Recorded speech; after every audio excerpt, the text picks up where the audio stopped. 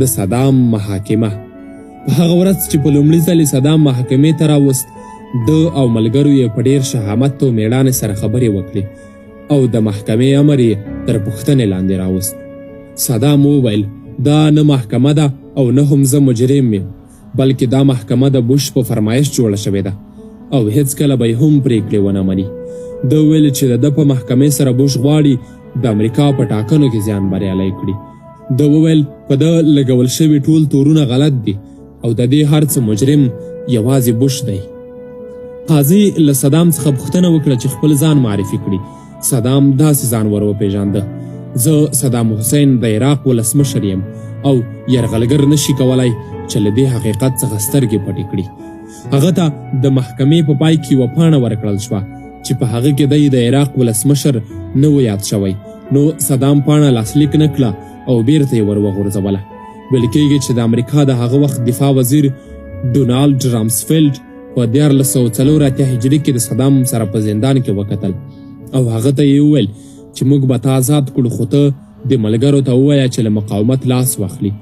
صدام د هغه په خبرې پورې وخندل او ورته یې وویل چې هیڅکله به د عراق له خلکو سره خیانت ونه کړي او هیڅکله به درواغ ونه وایي.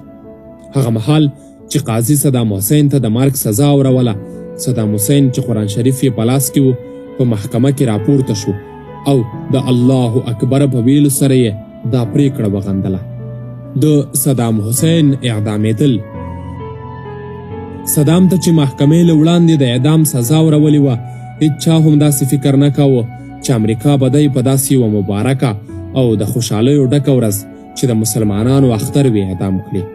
د 2006 میلادي کال د ډسمبر په 3 نیټه چې د مسلمانانو د لوی اختر لومړۍ ورځ وه او مسلمانانو د قربانۍ لپاره تیاری نیوه، د همدې ورځ د سهار په 3 بجو صدام حسین په دار وځړول شو.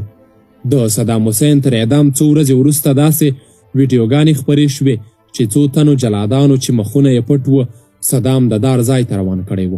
صدام په دغه مهال ډیر آرام ښکارېده او هیڅ راز مقاومت یې ونه کړ او هغه مهال چې جلاد یې په غاړه کې د غرغړې پړی وراچوه، هغه په ځیر ځیر کتل او خوږه مسکا یې کوله.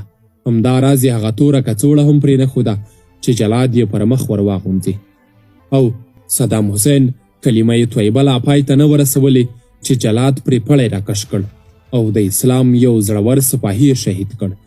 انا لله و انا الیه راجعون. د صدام حسین جسد په خپل پلرني کلي تکرید کې د خپلو 2 زامنو د قبرونو ترڅنګ چې هغوی هم د امریکایي یرغلګرو پر وړاندې جګړه کې شهیدان شوي وو